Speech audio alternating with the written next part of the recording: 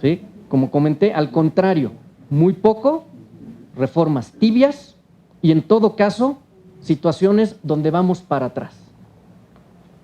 Entonces, ante esto, no voy a ahondar más en esta cuestión de la solución, respondiendo a esta situación de las preguntas.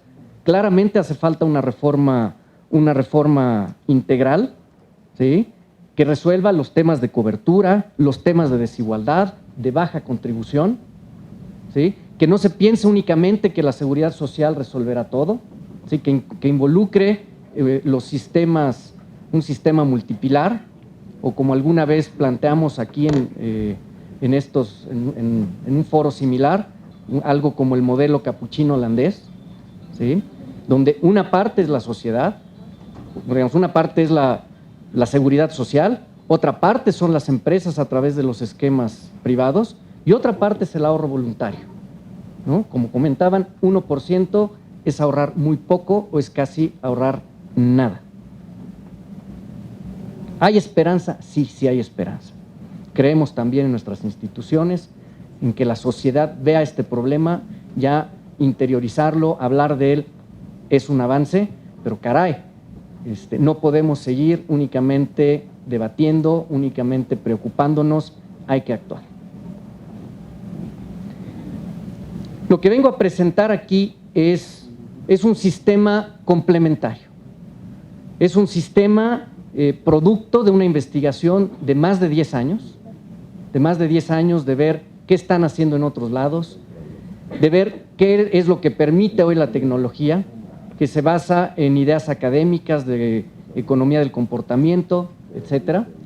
Es una convocatoria a la nación, es una convocatoria a la sociedad, a nuestras instituciones, al gobierno, a la CONSAR, ¿sí? A los empresarios, al Consejo Coordinador Empresarial, a la AMIS, a los bancos, a los individuos, a los sindicatos, ¿sí? Esto es algo que es de todos, ¿sí? No es una idea del actuario Abraham Hernández, ni es una idea de Vitalis, es algo que queremos compartir con todos, que la sociedad lo haga suya. Y una buena noticia, no requiere de leyes nuevas, ¿sí? Se busca sumar voluntades. Tenemos un problema común, tenemos la voluntad de resolverlo, hagámoslo. ¿Sí? Imaginemos a toda la sociedad ahorrando para el retiro, a través de un esquema autosustentable, accesible, de bajo costo, que contribuya, no va a solucionar, pero que contribuya a la independencia financiera de los adultos mayores. Que el ahorro para el retiro sea parte de nuestra cultura, de nuestra conversación en los hogares, en las escuelas, en la calle. Que se enseñe y se practique desde la escuela, que sea parte de esta conversación colectiva, que sea un hecho. Que al pagar en el súper, o en la gasolinera, o en el cine, o en cualquier lado nos pregunten, ¿y para tu retiro? Que si vamos a dejar una propina al mesero, bueno, ¿y para tu retiro? Que al pagar en el súper y dejarle al cerillo, bueno, ¿y para tu retiro? ¿Y para ti? Porque como comentan, esos viejos del futuro, estamos aquí, es para nosotros mismos. Campañas que ofrezcan una rebanada para tu retiro, un boleto, una entrada, un viaje para tu retiro, ¿sí? Saldo para tu celular para tu retiro, una chela, un refresco para tu retiro. Imaginemos esto. Y lo permiten las tecnologías hoy, ¿sí? De entrada, que todos los trabajadores, al llegar a cualquier puesto de trabajo, estén en este sistema. Hoy tenemos 30 y tantos millones de cuentas de las Afores, de las cuales más de la mitad están inactivas. Digo, más de 40 millones me están aquí corrigiendo. ¿Sí? Sí, la mayor parte de ellas inactivas. Entonces, ya hay mecanismos de ahorro. Todo mundo tiene un celular y hay mecanismos tecnológicos que permiten tener una cuenta en el celular y hacer aportaciones al celular. Entonces, la tecnología nos permite esto. Ya la gente tiene esos mecanismos de ahorro. Otro tema es ahorrar conforme vamos creciendo. Hoy sería difícil destinar un 5, un 10% de mi sueldo, de mi ingreso, para algo para mi retiro. Todos vivimos al día. Pero ¿qué tal comprometerme a que una tercera parte de mis incrementos de sueldo, que hoy no tengo, vayan para el retiro? ¿Sí? Hacerlo poco a poco. Una tarjeta de ahorro adicional. ¿Sí? Que cuando paso mi tarjeta, si el súper me costaba 100 pesos, me va a costar 101. Es como una inflación de un 1% más. Nos ayuda que el año pasado fue muy baja, pongamos que haya sido del 2 y no del 3. Y en automático compro y estoy ahorrando. Si tengo para comprar, tengo para ahorrar. La educación financiera, pero desde la escuela y que sea un hecho. Sí, que en la cooperativa una parte de lo que gastas va para tu retiro. ¿Sí? Una retroalimentación inmediata. No es un tema, ok, ahí quedó y a ver para cuándo. Que inmediatamente en el celular nos digan, oye, estás ahorrando para tu retiro, vas bien, llevas tanto, te va a alcanzar para tanto. ¿Sí? Que no únicamente haya una recompensa a los 65 años. Cuesta trabajo vernos de viejos. No nos gusta la idea. ¿Sí? Pero si este sistema nos va ofreciendo recompensas de corto, de mediano plazo, puede funcionar, puede retroalimentarse de una manera positiva. Un recordatorio permanente, campañas, un teletón del ahorro para el retiro, pero un teletón permanente. ¿Sí? Recordatorios permanentes en el súper, en los cajeros, en la televisión, en el radio, que no sea una semana de la seguridad social, que sea parte de la cultura de este país.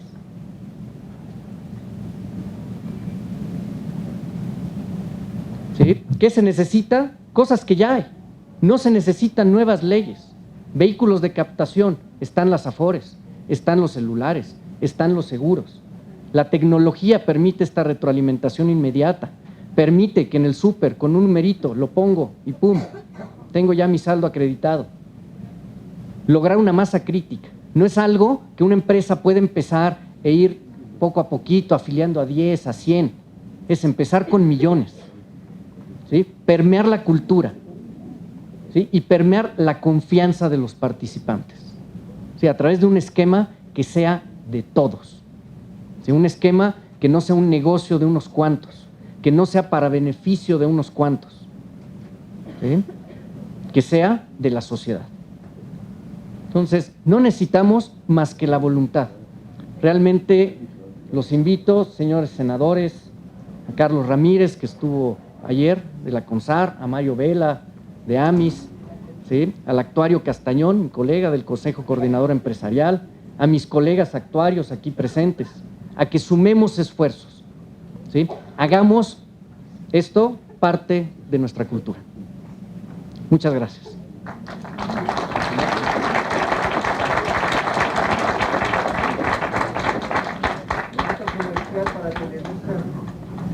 Bonito comercial para Televisa.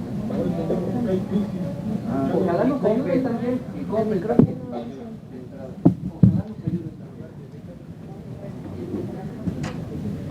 Pues muchas gracias, maestro. La verdad es que es una extraordinaria iniciativa, convocatoria y reflexión. A mí me parece que sí tendremos que dar un paso y algo que ha sido reiterativo, aunque los comentarios nos los darán nuestros expertos, es de que también tendremos que ir evaluando efectivamente cuánto estamos avanzando también en esto, en materia de seguridad, en materia de pensiones, en estos foros, que sería también muy enriquecedor para todos saber qué tanto estamos avanzando en las propuestas inclusive que se están haciendo. Si ustedes nos permiten, vamos a hacer una modificación, vamos a pasar a nuestro próximo ponente para que posteriormente recojamos los comentarios integradores de nuestros comentaristas, si ustedes nos los permiten, y que de esa manera sea más enriquecedor y que pueda participar también, que veo hay mucha inquietud, hay mucha participación y que podamos dar también paso a preguntas, si es que las hubiera, por supuesto enriqueciendo los comentarios y las participaciones de nuestros comentaristas. Tendremos hoy entonces ya la presentación de el exsecretario académico del CIDE, de Alejandro Villagómez Amezcua, exdirector de la División de Economía, investigador, también de la misma institución, licenciado en Economía y tiene maestría y doctorado en Economía en Washington. Asimismo, es asesor de la CONSAR, consultor de Amafore del Banco Interamericano de Desarrollo en Washington, D.C., de la CEPAL, en México, CEPAL Santiago, miembro del Consejo Técnico Asesor de CESP, del Consejo Asesor Académico del FIAP, especialista en temas de política monetaria y fiscal, ahorro y pensiones. Ha publicado diversos artículos en revistas nacionales e internacionales como El ahorro para el retiro, Una reflexión para México, El trimestre económico, Más allá de las pensiones contributivas, Caso México, Banco Mundial, Pensión System Reform del caso mexicano con Carlos Sales y Fernando Solís, también de la Universidad de Chicago, asimismo de la Seguridad Social en 1999 y la primera y gran crisis mundial del siglo XXI. También fue columnista del Universal, Tintero Económico, y pues con ustedes Alejandro Villagómez Amezcua.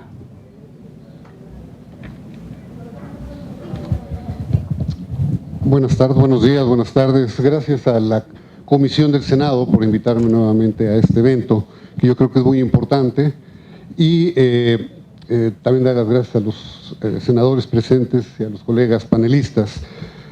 Lo que yo quiero hacer básicamente en este rato que me toca es lo siguiente.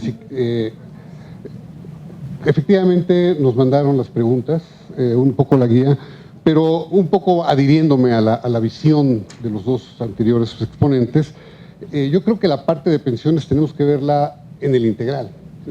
Varias ocasiones hemos comentado que el objetivo final debiera ser movernos hacia un sistema nacional de pensiones, lo cual involucra, o a todo el sistema le llamamos un modelo, o involucra distintos esquemas o modelos al interior de este esquema, y entonces tampoco sé si nos referimos al modelo adoptado actual es el de contribuciones definidas, la reforma y regresar a beneficios definidos, si esa es la discusión, o lo vemos en el esquema integral de un sistema nacional de pensiones.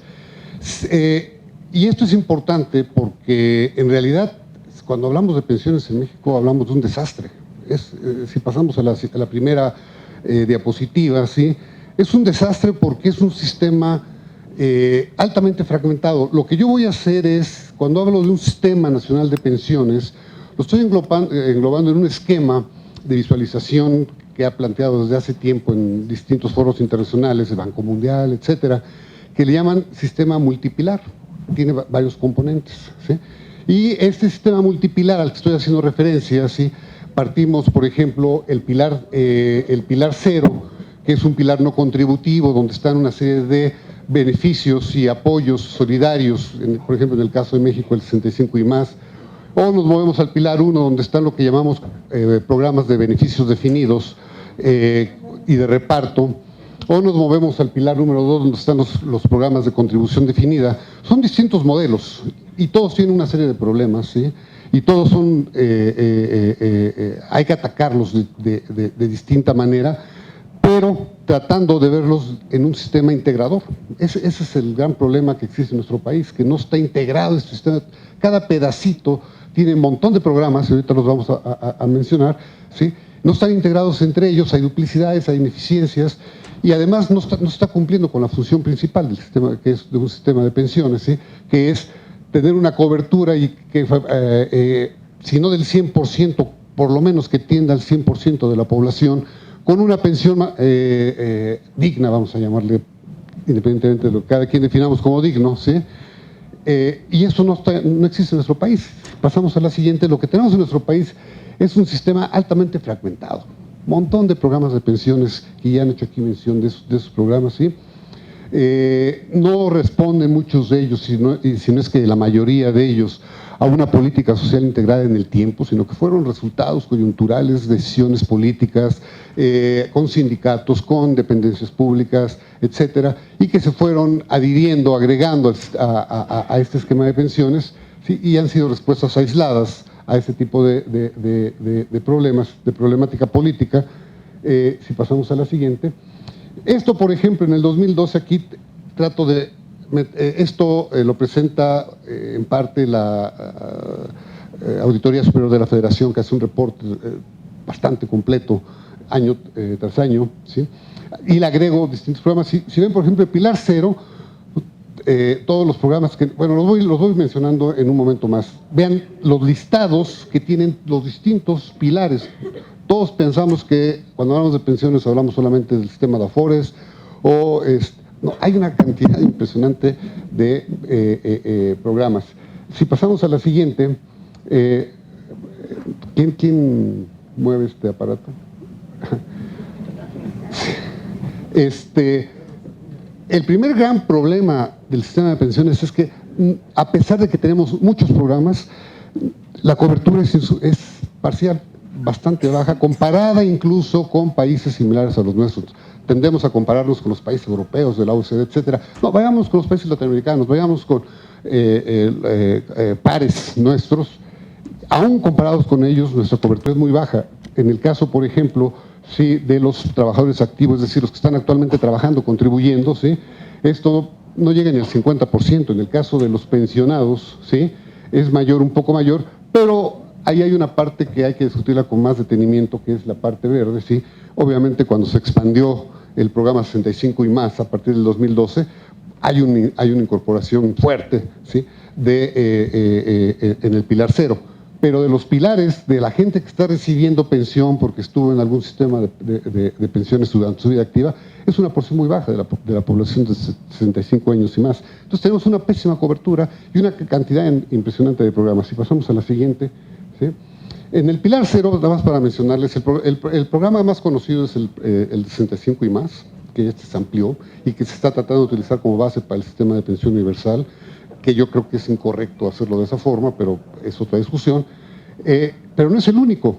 De hecho, el programa pionero fue el que se introdujo en la Ciudad de México de la pensión para adulto mayor a pensión para alimentarias a principios del 2000, de este siglo, ¿sí?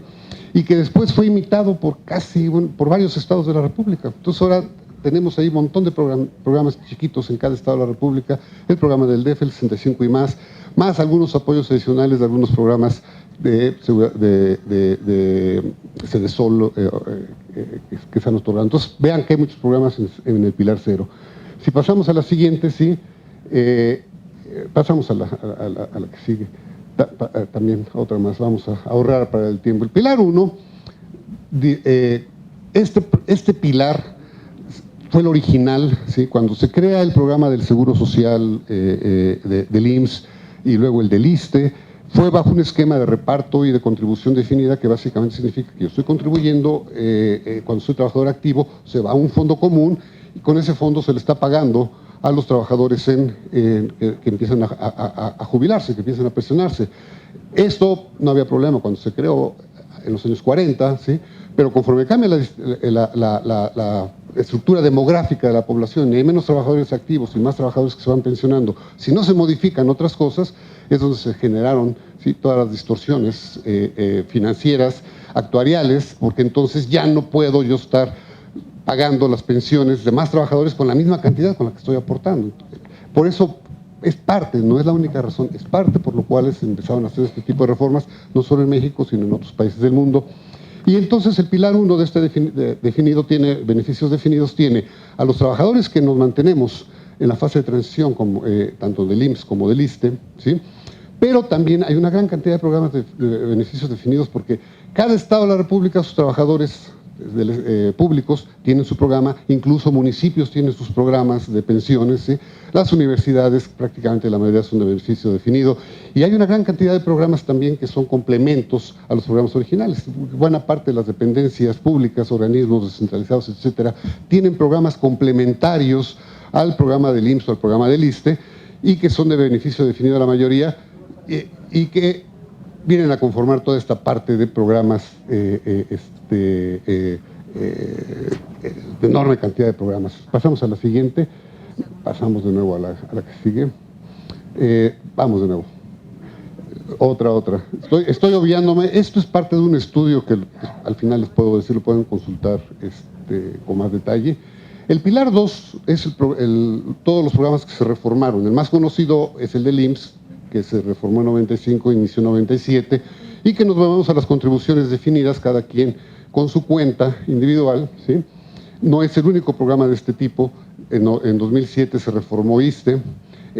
Hay varias modificaciones que se han hecho en el caso de CFE, en el caso de los trabajadores propios del instituto con RJP, en el caso de algunas dependencias públicas, como por ejemplo Banco de México, también tiene su programa de contribuciones definidas, ¿sí? Entonces hay varios programas que están en este esquema, pero este, digamos, es el grueso, el que está creciendo, porque obviamente el programa del IMSS es el programa más grande del país, es el que abarca a todos los trabajadores formales del sistema. Y más o menos, para darles una idea, estamos hablando de entre 18 y 19 millones de trabajadores activos formales, a pesar de que hay más de 50 millones de cuentas en el sistema. Los que están activos trabajando no pasan los 20 millones, pero sigue siendo la mayoría de la población económicamente activa, por eso es el programa más grande y al que hacemos normalmente referencia. Pasamos a la siguiente. Vamos más. Y luego hay otro pilar adicional, que a veces no nos gusta mencionarlo, porque implica un esfuerzo adicional individual, pero yo creo que el tema del ahorro para el retiro no solamente es un tema de política social, fundamentalmente es importante de política social, fue un avance en la historia de los trabajadores desde que se introdujo a finales del siglo XIX, sí, pero también hay una parte individual, es con lo que nos vamos a sostener cuando vivamos en la parte de retiro de nuestra vida, y si nos sujetamos solamente a lo que es nuestras pensiones formales o pensiones de los programas anteriores, normalmente, en muchos casos, los montos van a ser menores a los que esperamos. Entonces hay un esfuerzo adicional por generar programas adicionales, complementarios de ahorro voluntario, de tal forma que tengamos una mejor, lo que llamamos tasa de reemplazo, es decir, lo que va a ser nuestra pensión de acuerdo a nuestro ingreso cuando trabajábamos,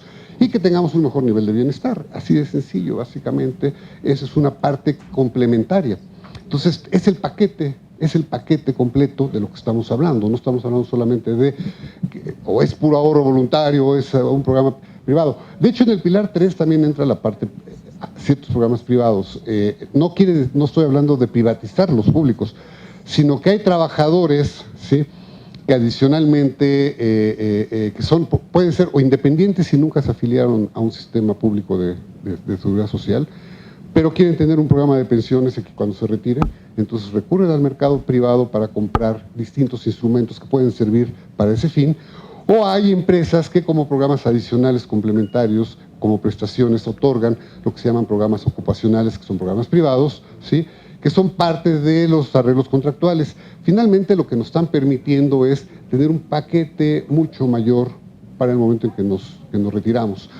Esa es toda la historia. Pasamos a la que sigue en la parte de pensiones. Entonces, si estamos hablando, ¿sí?, de retiro, estamos hablando de reforma de pensiones, yo no estoy hablando solamente de un esquema en particular, ¿sí? Hay esquemas, cada uno tiene una problemática y que hay que atenderla, ¿sí?, sino que para mí el modelo que yo tengo en mente cuando hablo de pensiones es este modelo, ¿sí?, multipilar, que me está llevando a un sistema nacional de pensiones, pero que tiene que cubrir ciertos requisitos fundamentales en los cuales creo que la mayoría podríamos estar de acuerdo en caso de que es resolver los principales problemas de toda esta maraña de programas, ¿sí?, que es baja cobertura, insisto.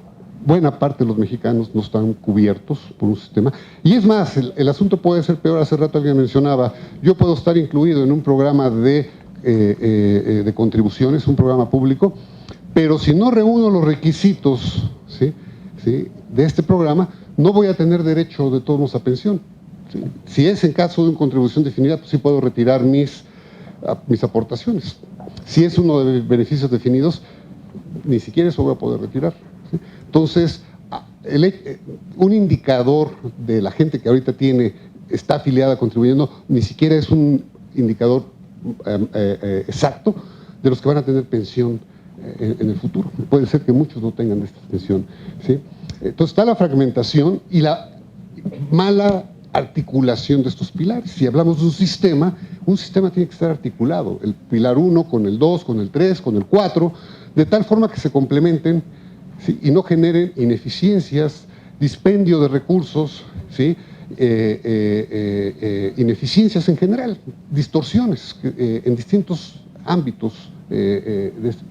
Entonces es fundamental que estén articulados y es a donde hay que trabajar, ¿sí? Es donde hay que estar pensando donde nos vamos a mover. Esto ayuda a la portabilidad, es decir, la portabilidad quiere decir que si yo me muevo, ¿sí? Del sector privado al sector público o al sector independiente, voy cargando mi cuenta, mi acumulación de recursos y los puedo utilizar cuando yo quiera, ¿sí? Es decir, cuando me retire, pero dentro del sector donde yo estoy trabajando. Eso tiene que ver con la portabilidad. Y las bajas tasas de reemplazo, ¿sí? Esto aplica fundamentalmente a los programas de contribución definida, es un serio problema, ¿sí? Los de beneficios definidos no tienen el problema de bajas tasas de reemplazo en principio, pero el problema es que esos de beneficios definidos los estamos pagando con nuestros impuestos, los que no somos parte de esos programas también, porque se tienen que cubrir esas pensiones con transferencias de recursos públicos federales, generales, del presupuesto general. Cuando antes de la reforma del ISSSTE, por ejemplo, la nómina de pensiones que se estaba pagando en ese momento, alrededor del 60% no era de contribuciones de los trabajadores, eran de recursos fiscales federales, es decir, de nuestros impuestos. Le pueden llamar deuda en ese momento, pero tarde o temprano esa deuda la tenemos que pagar con impuestos. Entonces, ese es el problema que hay que estar checando. Si pasamos a la siguiente, pasamos... El tema da para mucho y no quiero alargarme ya más en esto. Quiero hacer nada más un énfasis fundamental en un punto, otra más. Porque esto lo tocan en el texto, Berenice, lo hemos comentado en muchas, ya somos Dios conocidos en muchas de estas reuniones, y es un tema cierto que hay que cuidarse.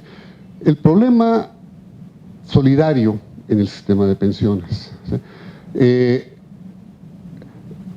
Si lo enmarcamos este problema solidario, ¿qué quiere decir un problema solidario? En el cual hay una porción de la población que no puede acumular recursos para poder financiar una pensión, ¿sí? Y que se requiere de una u otra forma una transferencia, ¿sí? Cruzada, un subsidio cruzado por parte de la otra parte de la población, y esto es vía los pagos de impuestos que se generan y el Estado es el que está haciendo. Eso es algo que hay que atender. Y hay que atender en un país, ¿sí? Que tiene un alto nivel de pobreza, aún con cifras oficiales de Coneval, ¿sí? Alto nivel de pobreza, probablemente es de los más desiguales en el mundo, y si no en América Latina, ¿sí? ¿Sí? Entonces, ante esa perspectiva, ¿sí? Con una baja cobertura, es decir, buena parte de la población no va a recibir una pensión, y además los que van a recibir pensión van a tener una baja tasa de reemplazo, ¿sí? Entonces ahí tenemos un problema serio. Eso es una bomba de